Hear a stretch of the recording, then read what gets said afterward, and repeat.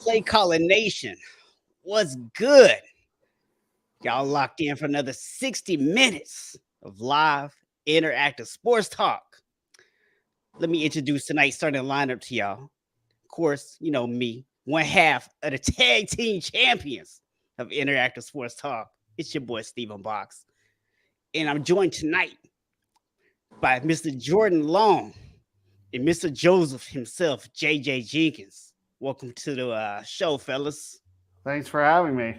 Right. Thank you. Thank you. So I know you guys are as excited as I am that it's NBA playoff time, right? Yes. I mean, it's the best time of year. This is where I can't say it's the best time of year because that would be football season.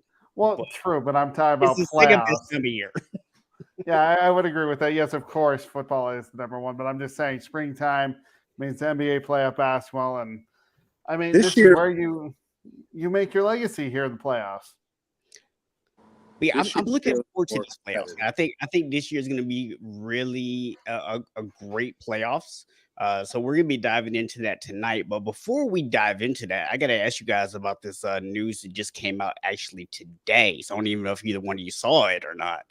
But the league has fined the Dallas Mavericks $750K because they sat their starters when they still had a chance to make the playoffs. They said it was detrimental to the league. What are your thoughts on this? It's a league saying, basically what I look at it is, some fans just have one game to go to, and you're seeing Luka not playing, you're not seeing Kyrie playing, and that's basically what this is. It's basically a warning saying if you're going to sit these players, this is what's going to happen. In the end, though, would have made a difference if the Stars would have played? Maybe, but would they have really gone that far in the play-in tournament? I don't think so, personally. I think teams that are out there are better, but then again, they want to have a chance to get the number one pick. So it's basically you're between a rock and a hard place at that point. Yeah. So actually, I don't know if you knew this or not, but the Mavericks it's not about the number one pick for them, right? Mm-hmm. It's about the fact that their pick is a top 10 protected pick. So by losing that game, they put themselves in that 10th spot. Now, they could still lose it depending on how the lottery balls go, but they gave themselves a significantly better chance of still having a top 10 pick, so they get to keep their pick. What are your thoughts, Mr. Joseph?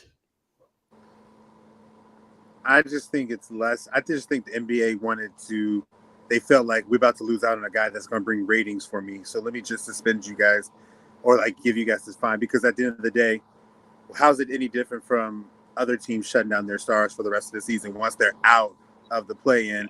And who cares? I'm just sitting there thinking, who cares? That they forfeited. They didn't want to be in the playoffs. Good for them. It's not like they've been taking all season. They've only just said they took these people out this last game. And so it's the NBA have nothing to do. They have nothing else to do right now. And so it's let me just find you guys. It's come on, man. Who cares? Let's play ball. You got OKC, you got a great young team that is bouncy. These dudes are trying to get into the playoffs because they want the chance to at least get that atmosphere. The experiment between Luka and Kyrie, we knew it wasn't going to really transpire because it's not enough time realistically to even get that. So they set them down. Who cares?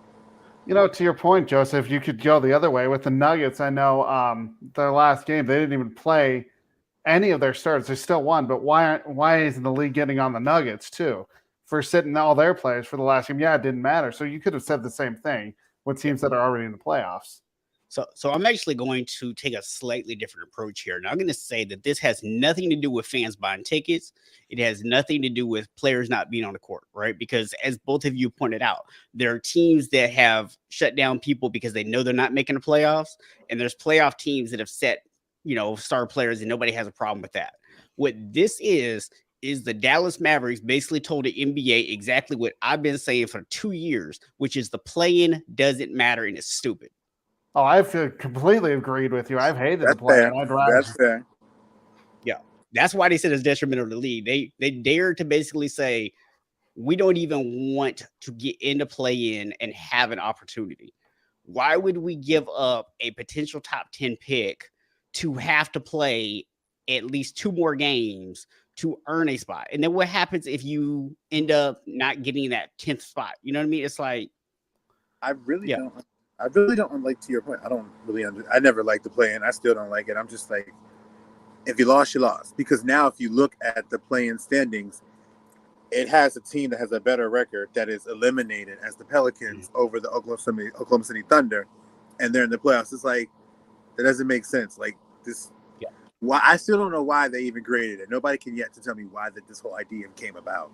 Because it was more to get more teams into the playoffs, but even so, 1 through 8 makes such more sense than 1 through 6, and then you have 4 teams that are vying for the play-in tournament. I'm agreeing with you. I've never liked it. But even then, it's just, they said that the stats that happen in the play-in stay in the play-in. They're not part of the regular season. They're not part of the postseason. Like, this is crazy. Like, you could get a 50-point game. Oh wow, you have the most points in the play-in history. Like, great, cool, good job. Yeah, it makes no sense. You know, it's going to come out too, right? Like, you know, that's going to be a stat one day. So, my thing with it is this year, I think actually, or at least in the Western Conference, what was a good example of where it makes a little bit of sense, right? Because you actually had all those teams right there together. They were all within like a game or 2 of each other. I'm a little bit more okay with it in that situation because everybody was so close together. Where I have an issue with it normally is you've got a team, say, that's sitting at 10 that has 5 losses more than the A seed. Why should you even have an opportunity to take the AC spot? You lost 5 more games than them. Right. I agree. That's why 1 through 8 makes so much more sense. But you're right. In terms of the West this year, it has been so competitive. So it makes sense in the West. In the East, it doesn't make sense. It's just the NBA, making a little more money. That's all it comes down to. And we know that. It's business. But speaking of the play-in, we still got 2 games to go. We still got 2 play-in games left. So the first one over in the Eastern Conference, I believe this game might be on right now, is the Bulls in the Heat. Chicago's such a better team. I mean, we saw the Heat, last year they were in the Eastern Conference Finals and they have fell out of favor this year. I just don't see how the Bulls don't win and, send the Heat packing. My personal opinion is I think, honestly, that would probably be a better matchup for Milwaukee than the Heat and Milwaukee. I don't know, Jordan. I have to say I think Chicago has a lot of holes, and I think Miami has the better talent on the roster, but I think those dudes just don't like each other. And I think that when I watched that game against the Hawks, I was like sad for Jimmy and Kyle because those were the only ones for the beginning of the first half that were really like gave a crap. And when I saw Udonis Haslem give his speech, that let me know, I was like, it ain't nothing to do with Atlanta being better. It's had to do with y'all acting like y'all silly because they're a better team than both of them. Because you have to look at their record discrepancy. It's a little pretty significant. It's like 3 or 4 games. And it's like there's a reason for that because they're a good team. I like Chicago. I was actually more amazed because I love the story of his daughter, being the screen over there. I'm not going to lie to you, and I still like most side bet, but I think they're a good team, but I think Miami is going to possibly win this game. And I think they would give, like we all know, either whoever lands the 8th seed is pretty much writings on the wall for them. So it's like, at the end of the day, I think that Chicago would get ran over like they got ran over last year. They probably would. I think they got ran over. So if you want a better matchup, I can see the Heat, but I just there's so much turmoil in Miami right now. I mean, they have, a couple of good players like you were talking about, but the thing is, though, I look at Chicago as a cohesive unit. They're playing like a cohesive unit. Miami, to me, they're not playing as really a team. It's just 2 players in my mind, and it's the 2 that you said. Yeah, so I guess the question kind of comes down to, with the Bulls right now, are they able to overcome those 2 players? That's really what it comes down to, is can those 2 players carry Miami to victory? It depends. I mean, to be honest with you, I think both of these teams aren't good behind the three. But if you No. look at the roster, if it was like a 1-game situation or a series situation where you want to bank on guys hitting their stride, Miami has the better shooters in my opinion. Strus, Robinson, Harrow, you got Lowry who's popping threes and stuff. And the Bulls, they don't have that. Lonzo being out is a big deal for them because he was that that corner three. And if you look at it's Vucevic, he's up and down. But at the end of the day, what helps Chicago narrow this down is because Bam has underperformed. Like, I don't know what's up with Bam sometimes. I really don't, because I've seen him get in his bag and actually do pretty well, but I think he has to work on his footwork a little bit better. But I think, they have a better advantage even over Vucevic, because I think Vucevic is a little soft. Yeah, I personally think Miami will actually pull this off tonight. When you get into 1-game situations like this, I'm always going to go with who are the better players. And I just think that Miami has the better players. I would agree with that. All right. So speaking of people with some turmoil, we got a little turmoil on the other side of this equation too, over in the Western Conference. Minnesota against OKC, who and Minnesota obviously the team I'm talking about with the turmoil there. How do you see this series going, or this game going rather? I mean, you have to look at Minnesota as the better team with Rudy Gobert and who they have. But then I look at Oklahoma City, a really, really young team. As a Nuggets fan, I want to see Oklahoma City because I think the Nuggets match up better against Oklahoma City. Yeah, Oklahoma City has beat us a couple of times this year, but they don't have the NBA playoff experience. If you look at Minnesota, they do. I do see Minnesota winning just because of that experience, and they have Rudy Gobert. They've got a couple of good pieces, with Karl-Anthony Towns. I just think Minnesota wins this game. So is Gobert playing tonight? I believe so. I think he's uncertain, is what I heard as of yesterday, but I hadn't seen he better because I bet on him. Shoot. Yeah, see that.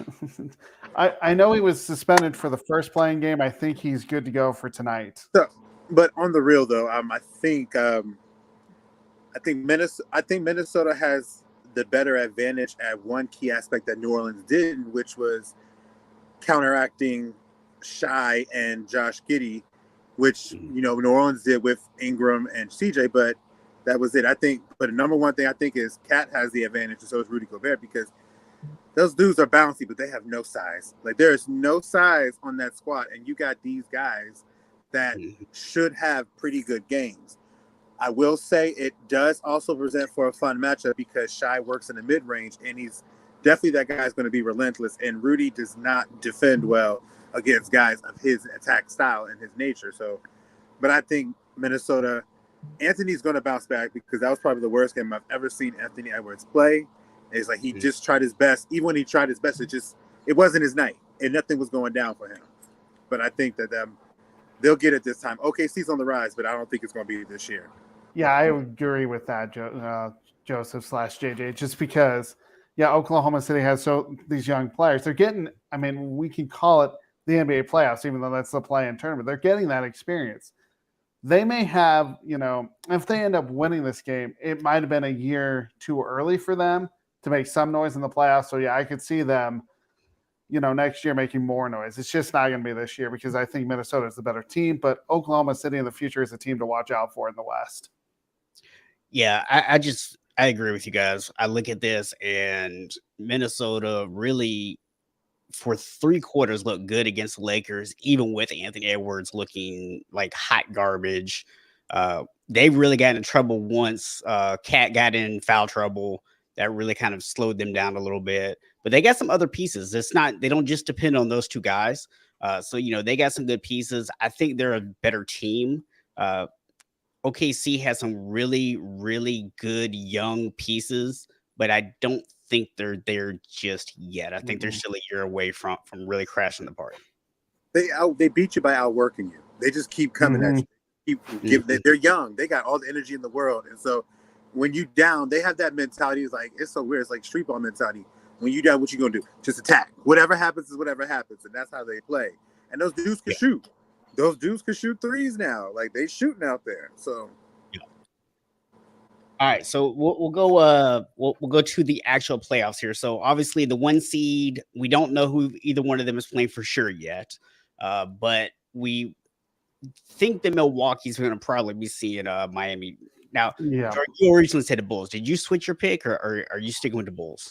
I think I want the Bulls, but I think in the end, I think you guys are right that the Heat are the better team. So I'm going to go with the Heat. Okay. So what do we think a potential one matchup between the Bucks and the Heat looks like? I would say it's a better matchup between them, the Bucks and the Heat versus, the Bucks and the Bulls. I don't think though that the Heat are going to do much. They might win a game or two. You still gotta stop Giannis Antetokounmpo, who's some say is the best center in the league. I would go with Nikola Jokic, but you have to find a way to stop him from penetrating and rebounding as well as taking over a game. I just think that the Bucks would just roll over no matter who they play. I think it's going to be a short series. I'm going to say 5. I'd like to say sweep, but I think the Heat would get 1 game. Even if it's the Bulls, they would get. I think if it's the Bulls, they would be swept. But if it's the Heat, it's 1 game that they would win. If they play like they played, it'll be the most competitive, most defensively driven 4, 5, 6, however many series. Because if you watch them when they played this year in the beginning, they had that back-to-back. That game was all defense. And it's like when one doesn't do well, the other one does. And with one does well, the other one doesn't. Like, for example, Miami can't, shoot threes. But Milwaukee can defend against the 3. And then there's also additionally, Miami can defend against the 3, and Milwaukee sometimes on the road can't. There's just so many different everything. I lost my train of thought just now. That's crazy. I hear you. I was doing that. I was doing the same thing. I do think it's going to be I think they're just a good defensive battle, but I do think Milwaukee's going to eventually win. But I will say I think Giannis is going to have some tough games because number one, he is the one that gets the most charges in the year, and he's going against the team that is second in actually accruing the most charges as getting them. So it's like he's going to get in foul trouble a lot of times, and it's like it's going to be up to seeing how healthy Khris Middleton is. I think. Can we answer this question now? Just answer it. Like, is he healthy? Let's get it going. Yeah, I agree. I mean, I think you hit on 2 really big things there, right? Is Miami is built to get Giannis in foul trouble, and we don't know the health of Khris Middleton. That's going to be the 2 big X factors because we've seen it with Milwaukee a couple times in the playoffs over the last couple of years where if Giannis gets in foul trouble or if he's getting doubled and tripled and he's not as effective as a scorer, they get in some trouble. And, they've won a lot of those series still because of the talent level, but those games aren't as comfortable as they should be based on the talent alone. I do think Milwaukee wins this series, but I'm actually taking them in 6. I can see that. Yeah.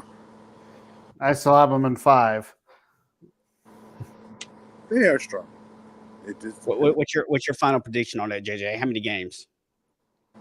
Oh, I got Milwaukee in 6. Okay. So going to the 2 seed, we got the Boston Celtics against a team that we didn't expect. I think most of us expected we were going to be seeing Miami in this series, but they're getting the Atlanta Hawks, who actually, since Quinn Snyder took over as coach, they've been doing great offensively. Yeah, I'm not surprised with Quinn Snyder. I mean, he's a great coach. But if I look at this matchup, it's Boston. They're so good. They can shoot the 3. They can penetrate. They can play defense. They have Derek White, Jaylen Brown, Jason Tatum, and Al Horford. You're looking at Atlanta, and really there's only one superstar, and that's, Trae Young. If Boston can bottle him up, I just don't see how Atlanta gets past, Boston. But then again, you still have John Collins, who can rebound, and Clint Capella at center. I just don't think this is a good matchup for Atlanta unless they can get the 3 ball going. If they do and Trae Young goes off, then they have a chance. But I have Boston actually in 5 games. I think this is going to be I agree with my friend Nate. Shout out Nate Anderson, who's a Hawks fan. I actually think Atlanta matches up very well with them. You got the former, you got the latter. You got the former pretty much defensive juggernaut and Clint Capella, and you got the latter who is the current all similar type player, Robert Williams. So that paint area is going to be a nice little battle for rebounds and stuff. But Trey's game has evolved. Trey used to be behind three, and the reason why they had such a struggle last year is because Miami just trapped him, which is something similar to what Boston does. But now if you watch Trey play, especially with Quinn Snyder, he's attacking. He's attacking the basket, and Boston is weak inside. You know, they don't have the athleticism and the bangers that Atlanta has with Okongwu, Collins, and, Capella. But I think what gives Atlanta a better chance to kind of pull the upset off is because they have DeJounte Murray. And if you know, this is a Quinn Snyder offense, and you watch how they play, as soon as they attack, they're not exactly just looking for the next pass. They're looking for the pass after the next pass. So it's like you have to keep that going with you. And they got shooters. DJ even hit threes. I don't remember DeJounte Murray really hitting threes like that. And he's been hitting threes. So, I think they have a good chance. I do think Boston wins it in about 6. But I can see Atlanta getting up 2-1 out of nowhere that people are like, oh, God, then what's going on with Boston? Then Boston turns it on. I can see that too. Yeah, I mean, I think Boston wins this series. They're just the better team. They have the 2 best players on the court on their team. Significantly deep. But for me, this is a key stat that I think we have to recognize. Although Atlanta lost all their games to Boston this year, they did better than anybody else in the entire league when it came to second chance points against Boston. That's going to be a huge potential factor. I mean, they averaged almost 20 points a game in second chance points against them. So when you look at the numbers, I mean, we all know come playoff time, what's the most important thing? Controlling the glass. And Exactly. that's where Atlanta's had some success against Boston more so than anybody else. So I think that gives them a little bit of a chance, but I just think the talent gap is too wide. I've actually got this one going to Boston in 5. I think the battles between the wings, of course. I think the battles between DeJounte Murray guarding Jaylen Brown and DeAndre Hunter guarding Jason Tatum. I think that's the better way for Atlanta to get a chance to win because JB is much more of a driver than Jason Tatum, and he's a much more grittier player, so you need the more grittier defender, which is DJ, whereas DeAndre's got length and athleticism, so he's better suited to try to, stop Jason Tatum from hitting those threes. Jason Tatum can have a bad game. He be having bad games now. He be looking bad a little bit. Yeah. So what are you guys taking? What's your final predictions? I have Boston 5 games. I have Boston in 6. Okay. So moving to the 3-6 matchup, we got the Philadelphia 76ers going against the Brooklyn Nets. So just as an FYI, the Sixers won all 4 matchups this year. How do you see this series going? I don't see how Brooklyn really matches up well with Philadelphia. I mean, basically Brooklyn only has 2 shooters, and that's Spencer Dinwiddie and Mikal Bridges. You look at Philadelphia, definitely the better team with James Harden, Tyrese Maxey, Tobias Harris, PJ Tucker, and I'm going to say that Joel Embiid is the MVP. It's not going to be much of a series. I could see this being a sweep, but then again, if Philadelphia goes up 3-1, 3-0, Brooklyn could steal a game, but I'm going with Philadelphia in 4 games. JJ? So I do. I want to say, Joe, I'm curious that you kind of forgot about Seth Curry on the team as well as Royce O'Neal and Cam Johnson, who are also known to be shooters as well. That's what Brooklyn wants to do. They want to shoot the 3, and actually they have. When you got to think in this league, if you get hot behind 3, there's a chance you could steal a game. Like there's a chance that you can surprise a team that is better than you because Philly is clear cut better than them. Mm-hmm. Like Joel is going to eat Claxton. I love him dearly, but it's just not a matchup that is going to favor them. But if they get hot, there's a chance that I give them 1 game and I got them losing in 5. But I will say it's going to be a very, very Philly going to come out strong because they got the first 2 games at home. It's going to look like, kind of decisive victories to make people think like bet they're going to get ran off the floor. And then next, we get home, the first game back home, game 3. I think that's the one game that Brooklyn's going to steal when they get back home. Yeah, I feel like for Brooklyn to have a chance to seal a game in this series, they need two things to happen. Number one is they need to continue playing really well from behind the arc, right? And they might even need to catch fire and really have a great game from three.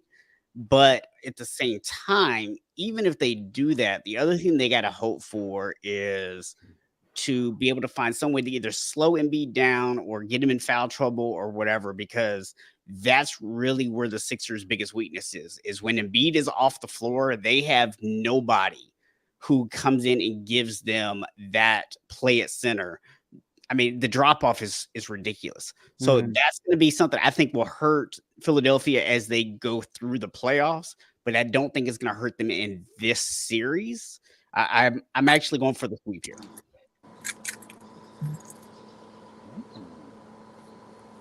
All right, so that moves us to the 4-5 matchup. So we got the Cavs and the Knicks playing. The Cavs are the 4 seed here, but the Knicks actually have won 3 of the 4 games this season. How do you guys see this series playing out? I think this is a better matchup in the first round, at least in the Eastern Conference. I mean, both teams can shoot the ball. We know what the Knicks have. They have Jalen Brunson, R.J. Barrett, and Josh Hart. You look at Cleveland, Darius Garland, of course, Donovan Mitchell, who they got as of a trade prior to the season. I think that's helped. Evan Mobley on their starting 5. I think, honestly, if you look at the bench play, I have to go with Cleveland with Ricky Rubio. But for both teams, though, it comes down to defense and rebounding. We know this in the NBA playoffs. If you don't play defense and don't rebound, you're pretty much done. I just think it will be which team will be able to pick up the defensive end. In the series, though, I have to go with Cleveland and Texas. Something tells me that they're just a bit of a better team. I could see it going 7 now. I don't think Cleveland's a better team.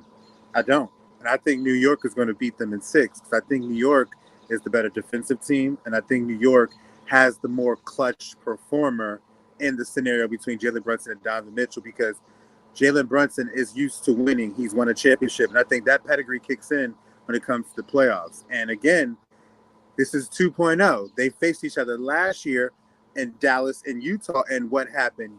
Jalen Brunson with the Dallas Mavericks took over and carried the team while Luka was out. And now here's the same scenario. Julius Randle's out, and now they have, and I think when you look at it, they have Jared Allen is my boy, and I think he's more consistent, but Evan Mobley, he's a little up and down. Like, he is a talented individual, but he's up and down. And Donovan, I'm curious to see if he's learned from the reasons why he lost last year. This year is that you got to trust your teammates, even when you got to feel like you got to take over, because that's what he did last year and ultimately why they lost against Dallas. But I just don't think – I think New York is the better team because I think they're the better defensive team who's playing right now. And I think that they're going to be the one that wins in 6 games. This is my favorite matchup. It's going to be the most competitive matchup. I can see 7, but I think New York got it in 6. Yeah, I think for me, when I look at this matchup, I agree with what you said, JJ. This is going to be the most competitive one. These are 2 of the most evenly matched. And what's interesting with this matchup to me is it is a clash of styles, right?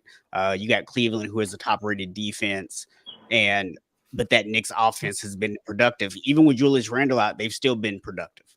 Now, the question I'm going to ask is, if Randle is not healthy, if that ankle continues to be an issue throughout the entire series, can New York win a 6 or 7 game series without Julius Randle out there healthy?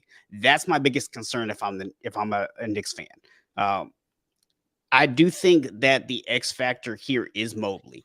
If he can have that breakout and really get it figured out and step up big time in the playoffs, I think Cleveland wins the series. But there's a couple different things that kind of factor in there. Right now, I'm going to make an assumption that Julius Randle's not going to be able to get back 100% in the series. And so I'm actually going to go Cleveland, but I'll get it going 7 games. Oh, I agree with you. If it was Julius Randle, I would definitely pick New York. But the fact of the matter is, he's not healthy. It seems like this is Cleveland's time to actually win a series. I do think, like, I agree with you. It's either going to be 6 or 7. Yeah. I got to get out, guys. I just wanted to say goodbye. Yeah. Next week, man. Before you bounce, what do you pick? What's your pick on this one? Oh, Knicks in 6. Knicks and Knicks and 6. 6. Cool. Well, appreciate you joining in with us, man. All right, you guys. Y'all take care. I'll talk to y'all later. All right. Thanks for having me on. All right. So it's just me and you, Jordan. We're just, we'll go ahead and take care of the Western Conference, which, conveniently, the first team we're going to talk about is your Denver Nuggets. Of course it is. So we've already agreed who you're going to be playing against. So help preview that series for me. Honestly, it doesn't matter who we play. We got to play our game. I mean, we know what our starting five is. We have Jamal Murray, KCP at shooting guard, small forward Michael Porter Jr., power forward Aaron Gordon, of course, center Nikola Jokic. I will say, during the last part of the season, the Nuggets looked so bored. Like they were ready for the playoffs. I think we've been in first place since, I want to say, December sometime. So we've been in first place in the West for a lot of the season. The thing is, though, playoffs are a different animal. We saw it last year against the Phoenix. Since I know Michael Porter Jr. and Jamal Murray weren't playing, we didn't have any shooters. That's the main question going into the playoffs is, can we shoot the ball? If we can, we'll be fine. But my key factor besides Nikola Jokic is actually Michael Porter Jr. I would love to say Jamal Murray, but I know he's going to show up. The problem with Michael Porter Jr., and we've seen it in the regular season, is sometimes he gets so cold and he keeps shooting up shots rather than passing it up. He has to make the outside shot. He can drive. We know that. But if his shot isn't going through, especially outside, Michael Malone is going to have to take him out. The other key for the Denver Nuggets is that second unit. The second unit, a lot of the times with Bruce Brown, Christian Brown, and Jeff Green, they let opponents creep into games, and that's because they don't rebound. They don't look interested in defense. But I do think that in a first-round series against, I would assume it would be Minnesota, that's the better matchup for the Nuggets. They want to play Oklahoma City, but it doesn't matter. I think the Nuggets would win in 4 or 5 games. Okay. So assuming that it's Minnesota, because that's, who we all picked, is there anything about Minnesota that concerns you at all? Really comes down to their 3 stars. Rudy Gobert can definitely take over a game, especially if he can get rebounds down low and actually get under the skin of Nikola Jokic. Then you have Karl Anthony Towns. We know what he can do down low, and it's up to Aaron Gordon to really stop him. Other than that, I mean, Mike Conley can hit the 3 and Anthony Edwards. You just have to stop them from making shots. That's what it comes down to. If you can limit the second chance opportunities too, then we'll be fine. Yeah. For me, I think part of my concern for Denver, and I'm picking Denver to win the series, by the way. I think they'll win in 5. But part of my concern with them and why I'm not actually picking them to sweep is they've been really kind of up and down. Like you said, they clinched the 1 seed like a month ago. They've kind of been like, whatever, we're good. And you just always kind of worry that when a team seems to kind of turn it off, can they turn it back on?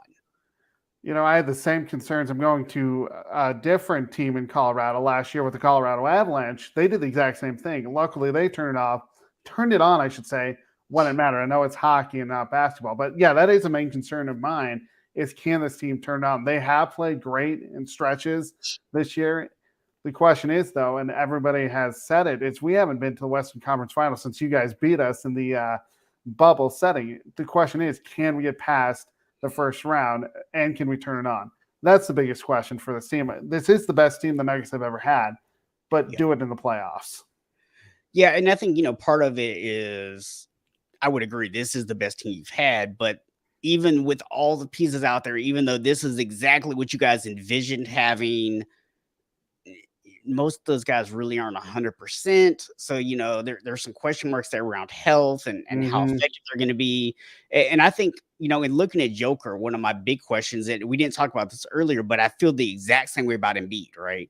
Is at some point, if you're going to be MVP candidates, you're winning MVPs, you're going to be considered one of the best players in the league, you got to make some deep playoff runs. Right. I completely agree. And he's only made one long playoff run, and that was against you guys if you want to call it a playoff run in the bubble setting. Then again, there was no fans. We came back from what, 2-3-1 deficits. Again, different setting. Do it when there's fans. Those series could have been totally different had there been fans. But you're definitely right. We have to prove it in the playoffs. For me, my goal was the Western Conference Finals. If they fail to do that, I'm going to be wondering about Mike Malone and if this team's ever going to get over the hump of making a deep run. If they don't do it, I just wanted you to know that, you know, I definitely if I can get it, there it goes. The 2020. yeah. I definitely count it.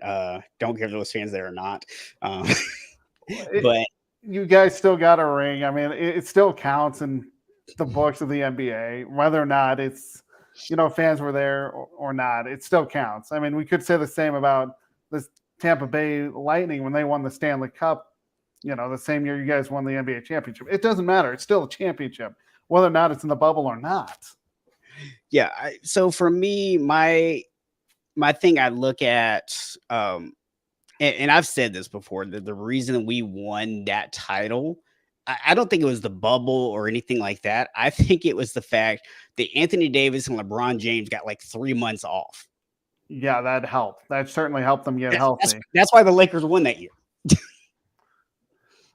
I can't argue that. I mean, they were healthy at the right time. And I mean, the season shut down in March, and we didn't start playing again until August? I mean, yeah, that's 3 months right there for them to get back into basketball shape and, you know, do what they did.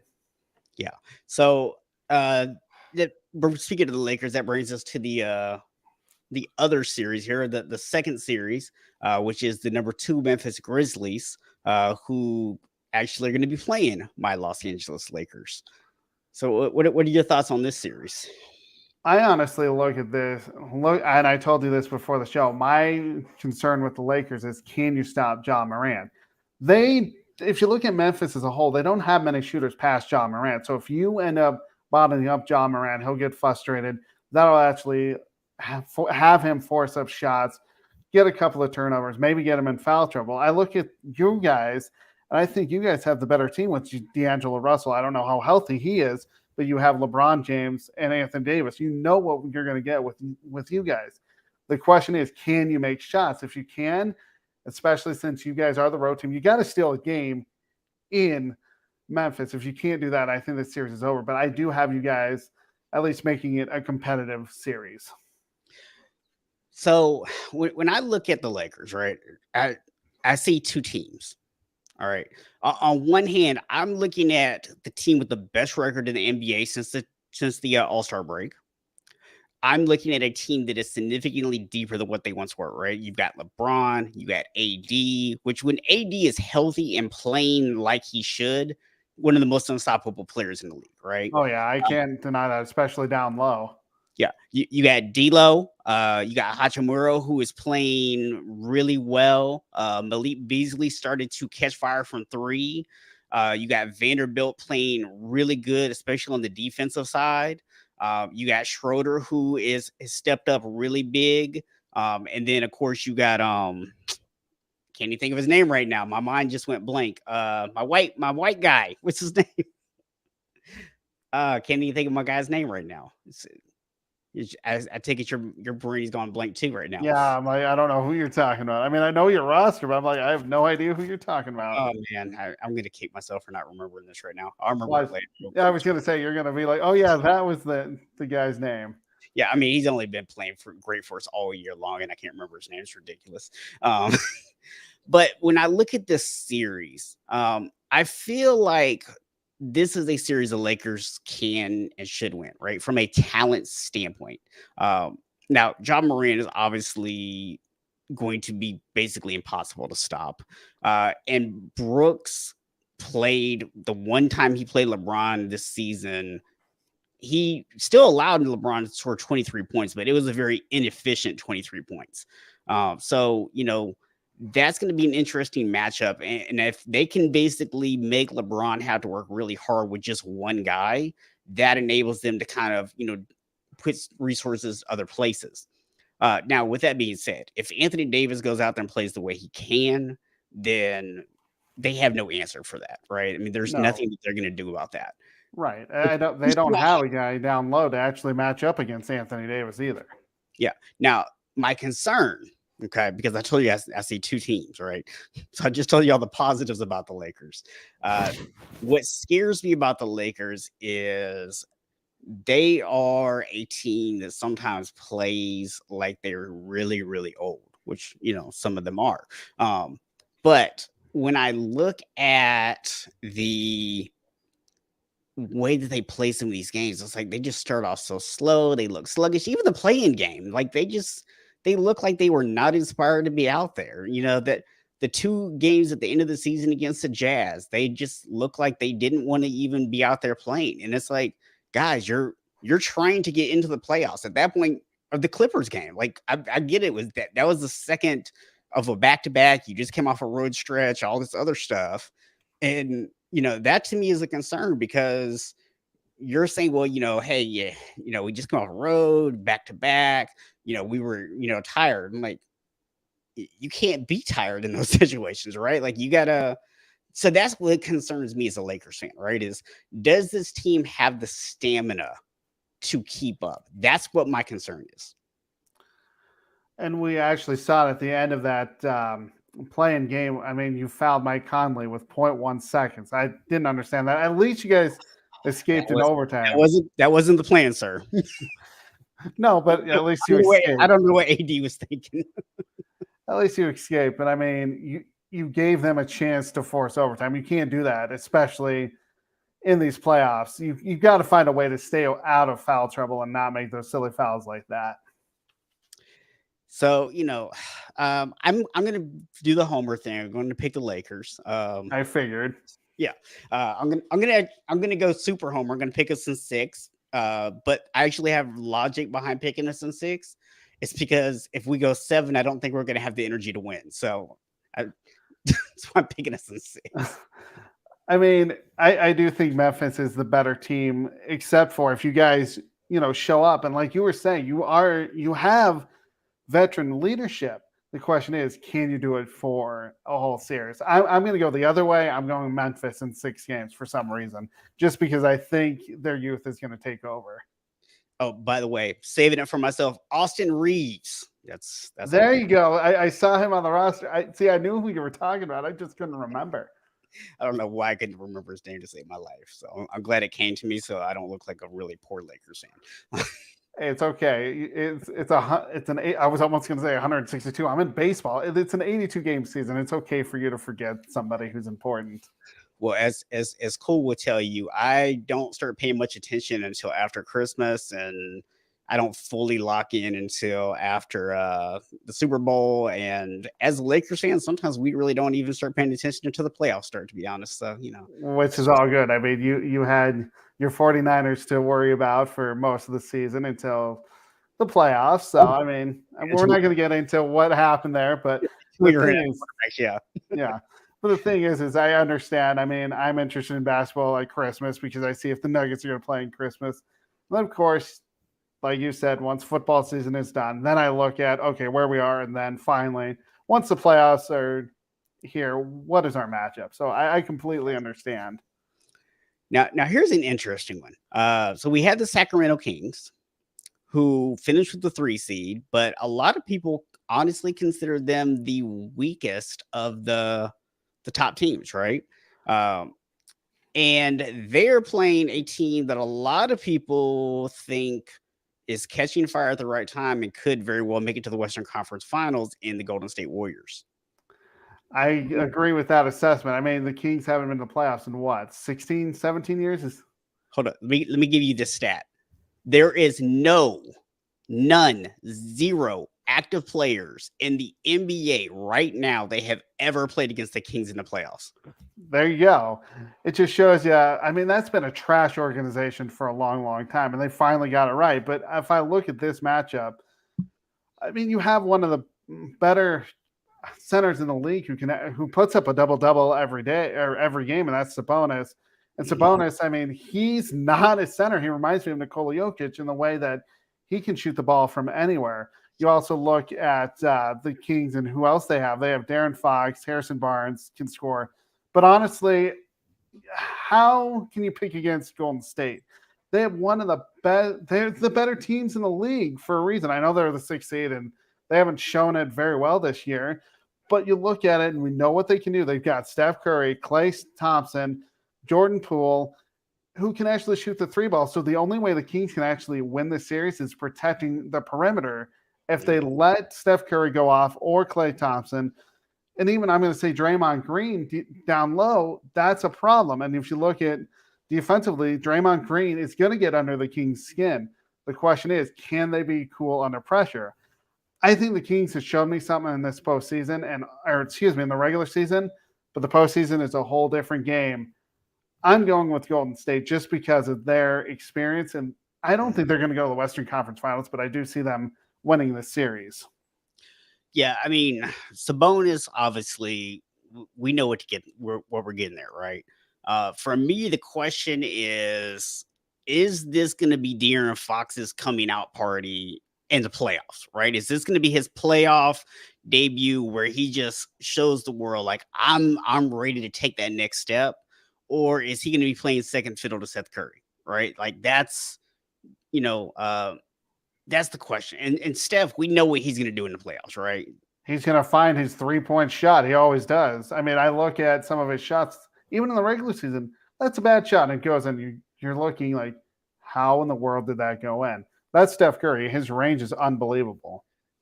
So crazy stat that I saw for you here. I got this pulled up because I wanted to make sure I got it correct. So 20 players in the league this year made 200 or more 3-pointers. 5 of them are in this series. Huh. So for Golden State, you got Curry, Thompson, and Poole. And then for the Kings, you got Herter and Murray.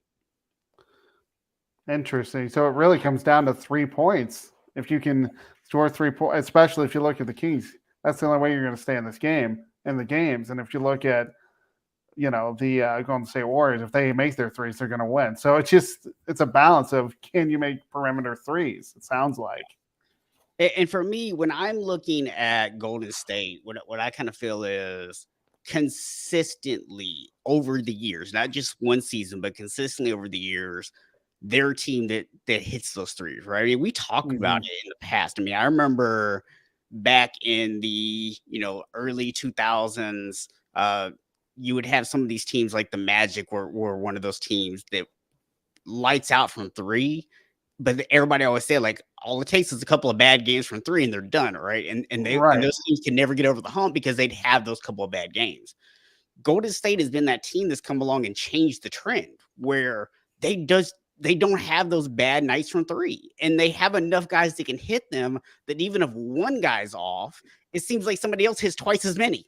You were just reading my mind. I was going to say the exact same thing about if Steph Curry's off, Klay Thompson will take the bulk, or Jordan Poole, or if Klay Thompson's off, Jordan Poole and Steph Curry, etc. I mean, it's amazing how well Golden State has drafted and has done free agency, especially with getting, the draft of Steph Curry, drafted Klay Thompson and Jordan Poole. I mean, that's been the MO of Golden State for years since, Steph has been in the league. If he's off, there's another guy that's going to step up. But for me, the big question mark here is, what is Andrew Wiggins going to be able to contribute when he comes back? I'm taking Golden State in this series either way, right? But so the question for me is, how many games? If Wiggins comes back and is contributing the way he did last year, I think they win this in 5 games. I would agree. But if he's not able to contribute as much, I think it gives a little bit more of an opportunity for the Kings, and I think it goes 6. Yeah, I have the King. Excuse me, I don't have the Kings. I have Golden State in 6 because of what you just said. I almost said I had the Kings, which is not true. Yeah, Golden State in 6 for sure. We would have all been on here next week going, so Jordan, how'd that pick work out for you? Right, exactly. Yeah, no, I'm sticking with Golden State. I'm not switching my pick. It's Golden State. All right, and then of course that brings us to the 4-5 matchup in the West, which is going to be the Phoenix Suns against the LA Clippers. This, honestly, on paper, looks like a matchup of 2 superstar teams. You've got the Suns, who have one of the best point guards in the league in Chris Paul. Of course, he has Devin Booker and Kevin Durant. I look down low with center DeAndre Ayton, and for him, he has to play his game basically. Be in the lane, make the Clippers force up hard shots, especially when they drive. That'll actually make it a little bit tougher on the Clippers. Defensively, though, when Clippers players drive in the lane, Ayton will use the size to shot block. And then I also look at the bench with Torrey Craig, who I saw in Denver. He's a pretty good defender who can make it difficult for the Clippers. And Cameron Payne, who's a great shooter, same with Shamet. But if you look at the Clippers, this is a team that has really underachieved in the playoffs. Here's why I say that. You have Kawhi Leonard, who is probably one of the best players in the game who can turn a team around and can also play defense, but he hasn't done it with the Clippers. They have Russell Westbrook, and you know what Russell Westbrook can do. He's either on or off. And then you have Nicholas Batum, who can actually match up well against the Suns. The question, though, is if I look at this series, it's all about making baskets. You don't want to let it go cool, because if you do, then one team is going to make a run. But in that sense, I think the Suns have the better shooters. So I'm going to have to take them in about 6 games. Yeah, for me, the question marks in this series are all about health. Mm-hmm. Paul George is obviously questionable. We don't even know if he's going to make it back in this series at all, honestly. Like, he's already pretty doubtful to make it back for the start of the series. He may not make it back in this series at all. For me, that has a huge impact, because I think you need for him to be able to pick up some of the offensive side to allow Kawhi to play more on the defensive side of the ball. Because if Kawhi has to be an elite defender and he has to carry the scoring, I think that's asking too much of him, especially going against what they're going to have on the other side in Booker and Durant. Right. Then I also look at the Clippers bench. You have pretty good shooters, but the question is how much impact are they going to have? They have Terrence Mann, Norman Powell, and Eric Gordon, who we know can shoot threes. But how big of an impact is that going to make for this Clippers team? If they're down by 15 points, it's not going to matter. But I still think the Suns are the better team in this series, especially since a lot of people think Phoenix could make a deep run into the Western Conference Finals with a Kevin Durant, a Chris Paul, and a Devin Booker. Yeah, I mean, when I look at the teams as a whole, I don't disagree. I think they are the better team, even if Paul George was out there and healthy. Right, I agree. Especially because you think about the fact that once you get past Kawhi and PG, Powell's honestly the third best player on the Clippers, and he's coming off the bench. So. Right, exactly. I agree with you.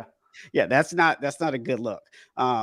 My question and concern about Phoenix is very simple. Okay.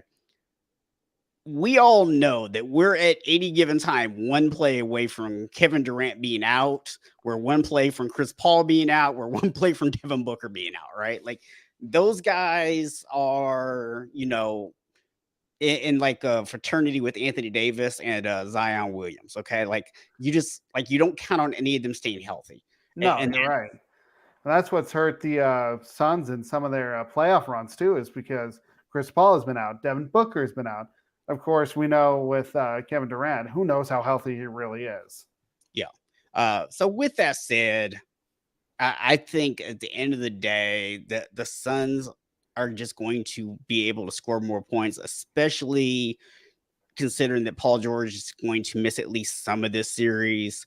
I just don't give them any chance. I actually think if Paul George ends up not playing at all, I actually think Phoenix will sweep.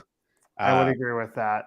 But I could see the Clippers maybe still in 1 and they go in 5, but I'm picking a sweep.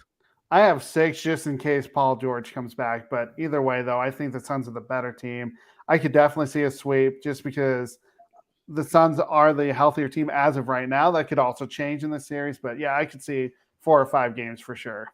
So small caveat, y'all see this logo right here. So yes, some of that is just hatred for the Clippers. And, Hey, you guys are the belle of the ball in LA. I mean, you are the popular team. No one likes the Clippers. They're basically your little brother who no one likes. Yeah, they're like, oh, we're gonna go get our own arena. Good, get out of our arena, scrubs. They probably should. I mean, they have one of the richest owners in the NBA in Steve Ballmer. He might as well just get some land, put a building in, and honestly, that would probably be better for you guys. Then you don't have to share the arena, because it seems like when you guys supposedly the Clippers are the home team because they have their logo on, and the Lakers fans still pack that place. Yes. All right. So I got to ask you, man. So last week, me and Coach Dante talked about the MVP race. And we both actually said that we felt that with some of the recent performances that Embiid has actually taken the lead for MVP this year. Now, I know you're a huge, Denver fan. I know that it might be hard to take the homerism off here for a second. I'm going to take the homerism off of it. I do think Joel Embiid is the MVP. Here's why. Nikola Jokic had a chance to be the MVP, but he sat out a lot of the stretch run, which meant Embiid actually played better. And honestly, I could care less about the MVP. I want to win a ring. And I think Joel Embiid has been saying for like the last 3 years, he's been second. There's no way that the NBA is going to look at all the games that Nikola Jokic has said and say he's a 3-time MVP. It's going to be Joel Embiid, no doubt in my mind. Yeah. All right. So if you could pick any matchup you want, regardless of what makes sense in terms of seeding and everything right now, your dream NBA Finals matchup. Well, I'm going to be a little bit of a homer. I want to see the. I'm sure we both will, sir. I'm going to say the Denver Nuggets versus the Boston Celtics. I could say Denver versus Milwaukee, but I don't think they match up very well with Giannis Antetokounmpo. So I'm going Boston versus Denver would be my dream matchup. Okay. I mean, I'm going to go Lakers and Boston. I mean, one, because I'm a Lakers fan, but two, I mean, let's be legitimate. There's no bigger rivalry in NBA history than Lakers Celtics. No, there's not. That would be a fun matchup, but you still, when you're the 7th seed, anything is possible. But yeah, that'd be fun to see, especially since we saw that, last time in the 80s? I mean, it'd be fun to see that again. No, the last time we actually saw was oh, wait, that's not right. It was when you guys was it 10, 11? 11. Right, when Kevin Garnett got his first ring. You're right. I forgot about that. Well, it was back to back, remember? Because the first year the Celtics got us, and then the second year you guys beat them. But then we came back, and that was the year where Kobe was just like gassed by Game 7, and Ron Artest / Meta World Peace, whatever his name was that year, absolutely balled out in that Game 7. And you are definitely right. I don't know why I'm forgetting about the 2000s. I guess just because you guys beat us in the bubble. That's why. You're like, screw you guys, hate you. Well, hey, you guys basically took a ring off my finger in 2008 or 9 when you guys beat us in the playoffs in Game 6 when we couldn't inbounds the ball twice and we should have had a 3-1 series lead. It still hurts. But hey, it's all good. You guys deserve to win those 2 rings. You're kind of you probably thinking about maybe seeing the Lakers in the Western Conference Finals would feel very similar to me thinking about playing Boston in the NBA Finals, where it's like you won it. That's the team you want to beat, but at the same time, you're like, man, if we lose, I'm gonna be so mad. Well, that's exactly why I'm glad we avoided you in the first round, because I didn't want to play you. There was a lot of let's say it's fans who are on the radio. I listen to Sports Talk in Denver who wanted Lakers. I'm like, no, I want to avoid the Lakers at all costs. Yeah. You're like, let's wait and hopefully Anthony Davis isn't healthy. But exactly. That's exactly what I'm thinking. All right. So one more question for you before we wrap it up for that night, man. In this playoffs, there are a lot of players and a lot of teams that have a lot of pressure on them. Who do you think has the most pressure on them this season? I'm going to be a little bit biased. I'm going to Nikola Jokic just because, again, you want to have your legacy in the playoffs. He's not done it in the playoffs. Last year, we lost in the first round. The year before that, we lost in the second round. So if he can actually put up, a triple-double or even a double-double in these playoffs, and even if we lose in the Western Conference Finals, that would still be good for him. He just needs to build his legacy to show that he is a playoff contender player. Because if it's just a regular season thing, not many people will bat an eye and say he's the best player that's ever put on a Denver Nuggets uniform, or one of the best centers in the league. He has to do it in the playoffs. So I got to go Nikola Jokic. Yeah, I don't think that's a bad pick whatsoever. I'm going to go a little bit different direction. I'm actually going to go the Phoenix Suns. Because you got Kevin Durant, who a lot of people go like, hey, look, you couldn't get the job done at OKC.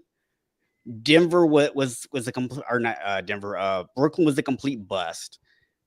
And now you've come to Phoenix, right? Mm-hmm. And the only place that you've won is Golden State, where they had already won the championship the year before without you by beating you, right? So when I look at the Suns, you got Durant. You also have Chris. Let's be honest, this might very well be Chris Paul's last chance. I could see that. Yeah. So Devin Booker is obviously the one guy there that, you know, isn't necessarily up against the wall as much. But, you know, when I look at the fact that you got both Kevin Durant and Chris Paul, who have those question marks around them, that to me is something that I feel like puts more pressure on them than anybody else. Plus, I mean, they made this kind of win now move, right? So I think that's a lot of pressure on them. Oh, I completely agree with you. I can't disagree. I can't argue with that point. So cool, man. Any final thoughts that you want to throw out there on the playoffs this year? I just hope it's, you know, competitive. A lot of the times we see these first round series, either 4 or 5 games. I hope we have 5 or 6, or I should say 6 or 7 games, because of the fact that it's, like I said, it's been not very good playoffs the last few years, especially in the first round. I just want competitive series all around. Yeah. Yeah. I mean, personally, I think that we'll have a couple of really good matchups, but I think most of the first round is going to be pretty predictable. We've been picking most of these to go 5 games. A couple of them we've gone 6. But I don't necessarily know that the first round is going to be that competitive. No. But once you start getting to the second round of these playoffs, it's going to get really good.